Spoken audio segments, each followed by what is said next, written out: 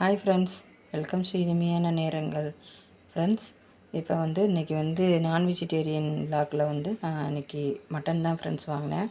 பாருங்கள், மட்டன் ஷாப்பில் போய் மட்டன் வாங்கிட்டு வந்தாச்சு.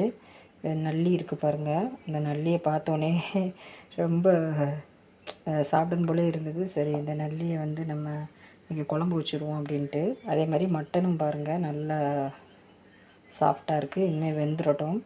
இதில் நான் வாஷ் பண்ணி டர்மரிக் பவுடர் போட்டு ஒரே ஒரு டொமேட்டோ போட்டு நான் இதை ரெண்டு கார்லிக் போட்டிருக்கேன் பாருங்கள். இதை போட்டு கொஞ்சம் ஒரு டம்ளர் தான் தண்ணி ஊற்றி இதை கொஞ்சம் வேக வைக்கிறேன்.